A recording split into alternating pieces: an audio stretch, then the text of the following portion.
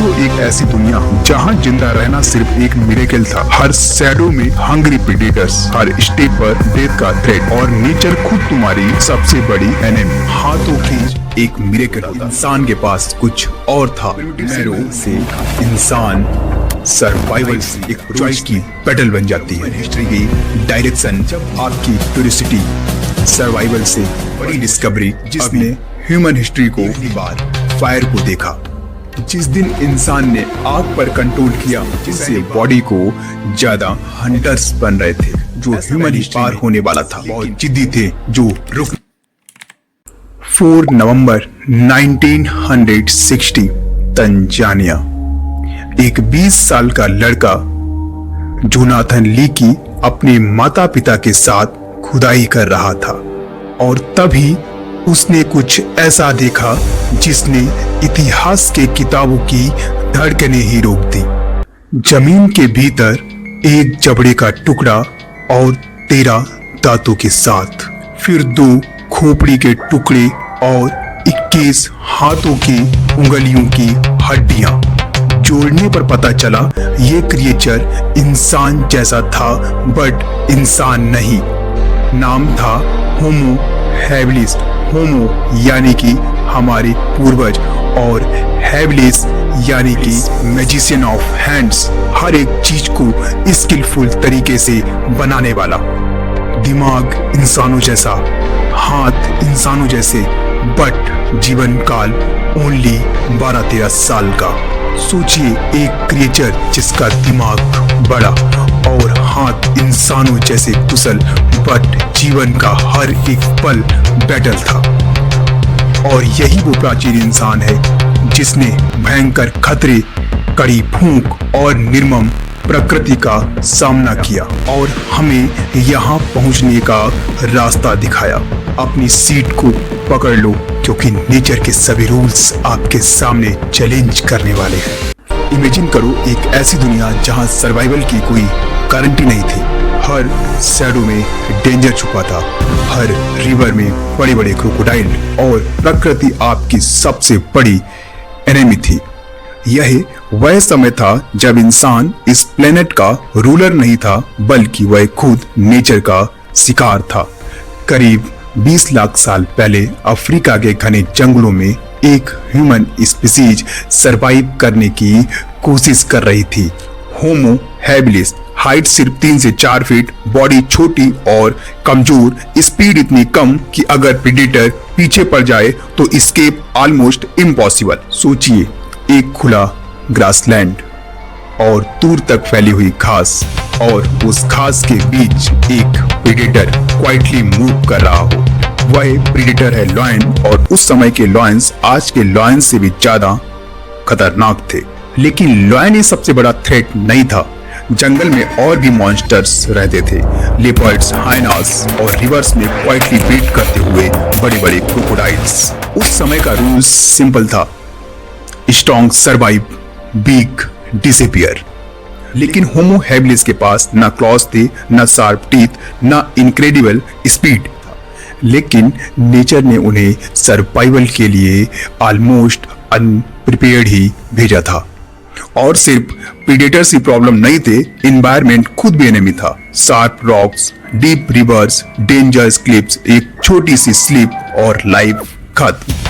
और यही वजह थी उस समय की होमो हैबिलिस की एवरेज लाइफ स्पैन थी ओनली 12 से 13 साल। हाँ, सिर्फ 12 से 13 साल। जहां लाइफ इतनी शॉर्ट हो वहां पर सनराइज एक मिरेकल होता था। लेकिन होमो हैबिलिस पूरी तरह से हेल्पलेस नहीं था।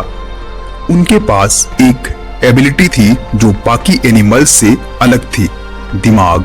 शेर के पास ताकत थी, चीते के पास स्पीड थी, बट इंसान के पास कुछ और था, सोचने की एबिलिटी। धीरे धीरे होमो हैबिलिस ने सर्वाइवल का एक नया फार्मूला डेवलप किया, कोऑपरेशन। अकेले सर्वाइवल ऑलमोस्ट इम्पॉसिबल था, लेकिन छोटे छोटे ग्रुप्स में उन्होंने स्ट्रेटजी बनाना शुरू की। 5 से 10 इंडिविजुअल का ग्रुप साथ में ट्रेवल करता, साथ में फूड सर्च करता और डेंजर डिटेक्ट करता। अगर किसी ग्रुप्स को प्रेडेटर्स दिखते तो वह गेस्चर्स से बाकी ग्रुप्स को अलर्ट करते थे। Primitive signals, hand movements, body language नहीं थी, लेकिन कम्युनिकेशन पावरफुल था। साइंटिस्ट ने जब उनके फॉसिल्स स्टडी किए और पाया उनके स्कल में ब्रूसास एरिया काफी डेवलप था, मतलब कॉम्प्लेक्स लैंग्वेज नहीं लेकिन कोऑर्डिनेशन अमेजिंग था। इंसान अकेला कमजोर था, बट जब उसने साथ चलना सीखा तो एवोल्यूशन ने उसकी साइड ले ली।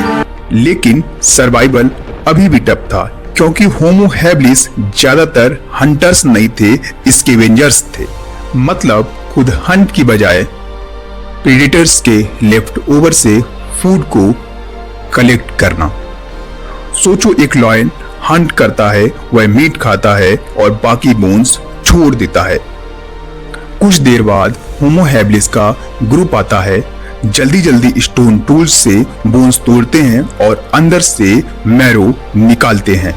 वही मैरो एनर्जी से भरा होता था और वही एनर्जी धीरे धीरे ह्यूमन ब्रेन को ग्रो कर रही थी। जहां बड़े प्रेडेटर्स फीस्ट करते थे, वहीं से इंसान सर्वाइवल सीख रहा था। लेकिन यह प्रोसेस भी खतरनाक था, क्योंकि प्रेडेटर्स कभी भी वापस आ सकते थे, और अगर प्रेडेटर्स वापस आ गया तो होमो हैबिलिस के पास बचने का कोई चांस ही नहीं होता था। इसलिए सर्वाइवल एक कांस्टेंट टेंशन था। हर आवाज, हर मूवमेंट, हर शैडो डेंजर हो सकती थी। जब दुनिया में हर तरफ प्रेडेटर्स हो तो लाइफ एक चॉइस नहीं, रोज की बैटल बन जाती है। फिर भी होमो हैबिलिस हार नहीं मान रहा था। उन्होंने एनवायरनमेंट ऑब्जर्व किया, प्रेडेटर्स के पैटर्न समझे और धीरे धीरे सर्वाइवल स्ट्रेटजीज डेवलप की। दिन में मूवमेंट करना और रात में सेफ लोकेशंस पर रहना, ग्रुप के साथ ऑलवेज अलर्ट रहना। नेचर ने इंसान को क्लॉज नहीं दिए, लेकिन एक ऐसी चीज दे दी, सोचने की एबिलिटी। और इसी एबिलिटी ने धीरे धीरे एवोल्यूशन का डायरेक्शन ही चेंज कर दिया। लाखों साल तक ये स्ट्रगल चलता रहा और धीरे धीरे एक नई स्पीसीज सामने आई।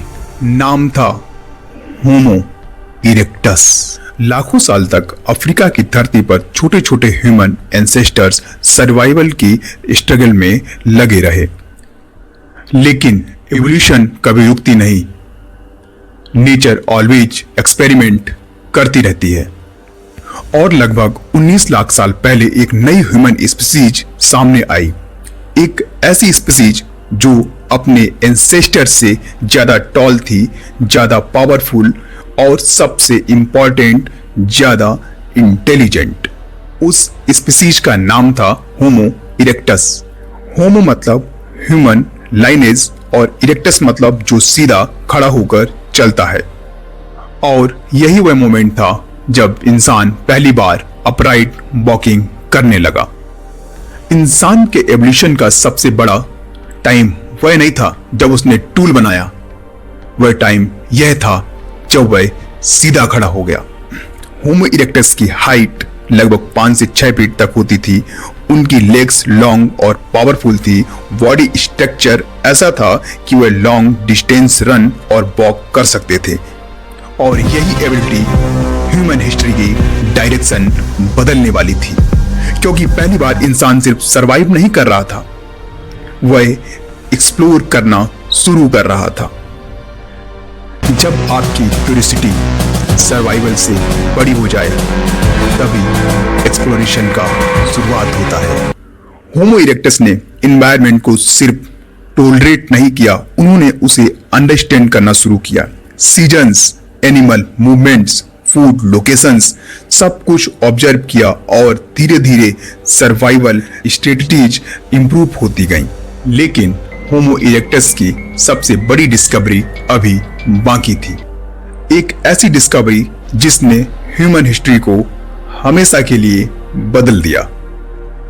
एक दिन शायद लाइटिंग स्ट्राइक या जंगल की आग से होमो इरेक्टस ने पहली बार फायर को देखा।